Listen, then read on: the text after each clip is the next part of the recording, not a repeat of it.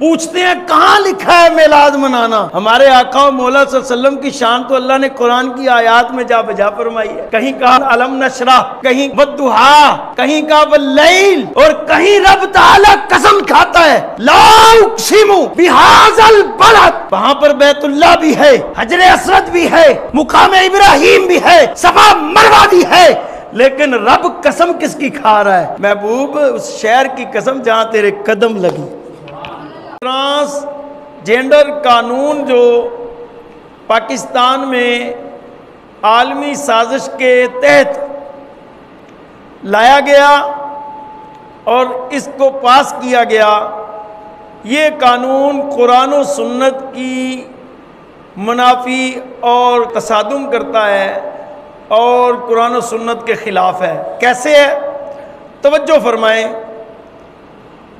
سوال ہوا کہ کیا فرماتے ہیں علماء دین و مفتیان شرع متین اس مسئلہ کے بارے میں کہ ٹرانسجینڈر قانون کیا ہے؟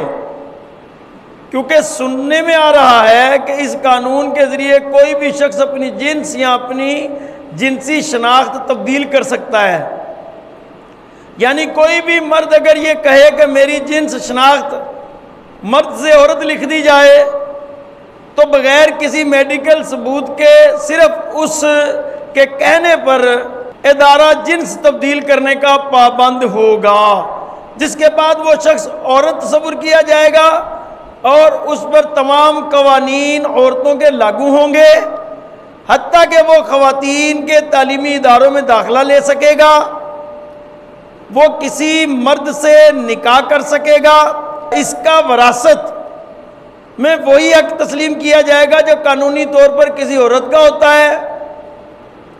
تو اس طرح قانون کی وجہ سے ہم جنس پرستی کو جواز مل جائے گا، تو کیا کسی بھی اسلامی حکومت کے لیے یہ جائز ہے وہ اس قسم کی قانون سازی کرے؟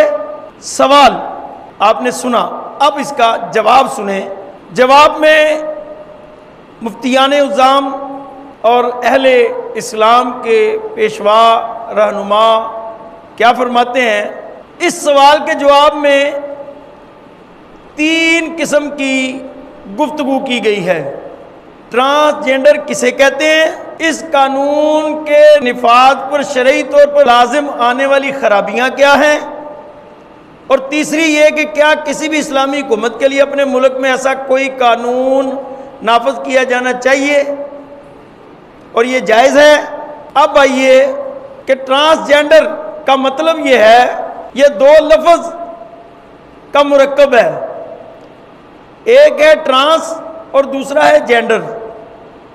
ٹرانس کا معنی منتقل یا تبدیل، اور جینڈر کے معنی جنس کے ہیں، مرد یا عورت جو اپنی پیدائشی جنسی شناخت سے انحراف کر کے اپنی جنسی شناخت کو بدل لیتے ہیں، مثلا مرد سے عورت یا خنسا، یا عورت سے مرد، خنسی یا بے جنس ہو جانا چاہتے ہیں، یا اس کے علاوہ کوئی دوسری جدید شناخت اختیار کرتے ہیں۔ ان میں سے بعض طبی طریقہ کار کو اختیار کرتے ہوئے ہارمون تھراپی یا سرجری وغیرہ بھی کروا لیتے ہیں، انہیں ٹرانس سیکشول بھی کہا جاتا ہے۔ اور بعض صرف پیدائشی جنس سے مختلف جنسی اظہار کرتے ہیں، یعنی وضع قطع، حلیہ، لباس اور اطوار بدل لیتے ہیں، انہیں کراس ڈریسرز بھی کہا جاتا ہے۔ اس قانون کے نفاذ پر شرعی طور پر جو لازم آنے والی خرابیاں ہیں وہ ذرا توجہ فرمائیں۔ نمبر 1، جھوٹ اور دھوکہ دہی کا راستہ کھلے گا۔ نمبر 2، احکام شرع کے نفاذ میں مشکل ہوگی۔ نمبر 3، اعضاء کو کاٹتے ہوئے اللہ کے بنائے ہوئے جو اجسام ہیں، اعضاء ہیں، ان کو تبدیل کرنے کا راستہ کھل جائے گا۔ نمبر 4، ہم جنس پرستی کو فروغ ملے گا۔ اور نمبر 5، مرد و عورت کا ایک دوسرے سے مشابہت اختیار کرنا قانونی طور پر جائز ہو جائے گا۔ اور نمبر 6 اور آخری جو ہمارے معاشرہ میں آگے ہی اس کا بہت زیادہ جو ہے مسئلہ ہے کہ بے پردگی اور بے حیائی کو فروغ ملے گا۔ ایک یہ بات آپ سمجھ لیں کہ اللہ تبارک و تعالیٰ قرآن مجید میں ارشاد فرماتا ہے، شیطان کہتا ہے اللہ تعالیٰ سے کہ اور میں ضرور انہیں گمراہ کروں گا اور انہیں امیدیں دلاؤں گا، تو یہ ضرور جانوروں کے کان چیریں گے اور ان میں انہیں ضرر و حکم دوں گا، تو یہ اللہ تعالیٰ کی پیدا کی ہوئی چیزیں بدل دیں گے۔ اور جو اللہ کو چھوڑ کر شیطان کو دوست بنائے، اللہ کا قرآن فرماتا ہے کہ وہ کھلے نقصان میں جا پڑا۔ اب یہ قرآن کی نص قطعی سے ثابت ہو گیا کہ کوئی اعضاء جسم کا کوئی بدلتا ہے تو وہ شیطان کا پیروکار ہے اور شیطان کے کہنے پہ چلتا ہے، وہ نقصان میں جا پڑتا ہے۔ یہ میں نے صرف ایک چھوٹی سی آیت پیش کی ہے، اس طرح کی بے شمار آیات ہیں۔ ویسے یہ بھی معلومات ہوئی ہے کہ جو شرعی عدالت ہے اس نے اس قانون کو ابھی معطل کیا ہے اور اس کی سفارشات کی ہیں۔ دعا کریں اللہ کرے اور یہ آگاہی بڑھتی اور چلتی جائے تو یہ انشاءاللہ یہ قانون جو ہے یہ ملک پاکستان میں پاس نہ ہو اور نہ چلے اور یہ قانون ختم ہو۔ حضور کی آمد کا مہینہ ہے اور یہ آمد کا مہینہ جو ہے سب کو مبارک ہو۔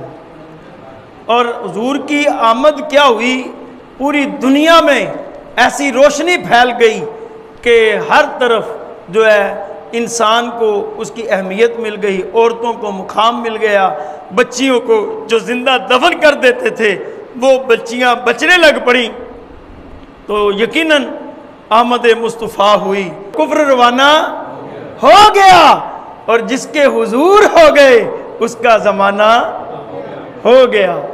تو اللہ تعالیٰ نے ارشاد فرمایا لَقَدْ جَاءَكُمْ رَسُولٌ مِّنْ أَنفُسِكُمْ، قرآن مجید کی آیت میں ہے کہ بے شک تمہارے پاس تشریف لائے تم میں سے وہ رسول، کہ حضرت ابن عباس رضی اللہ تعالیٰ عنہ کے نزدیک اس ارشاد اِلَّا الْمَوَدَّةَ فِي الْقُرْبَى، مگر قرابت کی محبت کے معنی میں یہ ہے، عرب میں کوئی قبیلہ ایسا نہیں جس میں حضور صلی اللہ علیہ وسلم کی قرابت اور رشتہ داری نہ ہو۔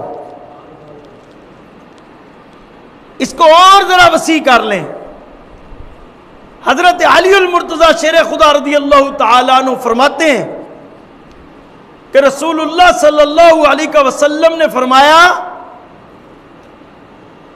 کہ میں حسب اور نسب اور سسرال میں مبعوث جو ہوا، جو مراد ہے میرے آبا و اجداد میں آدم سے لے کر اب تک زنا نہیں ہوا، بلکہ سب کے سب نکاح سے پیدا ہوئے ہیں۔ اس سے بڑی پاکی کیا ہے؟ اور اگلی بات آپ اور سنیں گے بڑی زبردست، ابن القلبی نے لکھا ہے کہ حضور کی 500 امہات ہے اور ان کے حالات لکھے ہیں پھر انہوں نے، لیکن ان میں سے کسی نے نہ زنا کیا اور نہ زمانہ جاہلیت کی رسم و رواج کو اپنایا۔ یہ چھوٹی بات نہیں ہے، تاریخی بات ہے۔ آج منہ اٹھا کے بڑے بڑے چھوٹے چھوٹے نہ ان کو اپنے حسب نسب کا پتہ ہوتا ہے نہ خاندان کا پتہ ہوتا ہے، وہ حضور کی شان میں باتیں کرتے ہیں اور ذرا شرم نہیں آتی، پوچھتے ہیں کہاں لکھا ہے میلاد منانا، کہاں لکھا ہے حضور کی یہ جناب شان میں یہ قصیدے بیان کرنا، یعنی یہ پوچھتے ہیں۔ ارے تجھے اپنا نہیں پتا تو اس میں تمہارا مسئلہ ہے، ہمارے آقا و مولا صلی اللہ علیہ وسلم کی شان تو اللہ نے قرآن کی آیات میں جا بجا فرمائی ہے۔ کہیں کہا علم نشرح، کہیں کہا والضحیٰ، کہیں کہا واللیل، اور یہاں تک کہ رب کہتا ہے اے میرے محبوب ید اللہ کے ہاتھوں والے، یعنی تیرا ہاتھ نہیں ہے یہ تیرا ہاتھ میرا ہاتھ ہے۔ اور کہیں رب تعالیٰ قسم کھاتا ہے، اللہ کہتا ہے لا اقسم بہذا البلد اے حبیب اس شہر کی قسم، بتاؤ اس شہر میں کتنی معتبر چیزیں ہیں، وہاں پر بیت اللہ بھی ہے، حجر اسود بھی ہے، مقام ابراہیم بھی ہے، صفا مروہ بھی ہے، لیکن رب قسم کس کی کھا رہا ہے؟ اے حبیب لا اقسم بہذا البلد، محبوب اس شہر کی قسم جہاں تیرے قدم لگی۔ جو حضور کی آمد کی خوشی مناتا ہے اور ہر سال مناتا ہے اور گج وج کے مناتا ہے، جو کسی کی پرواہ کیے بغیر مناتا ہے، وہ میرے ساتھ جھوم جھوم کے پڑے گا۔ آمد مصطفیٰ ہوئی کفر روانہ ہو گیا، جن کے حضور ہو گئے، بولو بولو، جن کے حضور ان کا زمانہ ہو گیا، پڑھیے صلی علی نبینا۔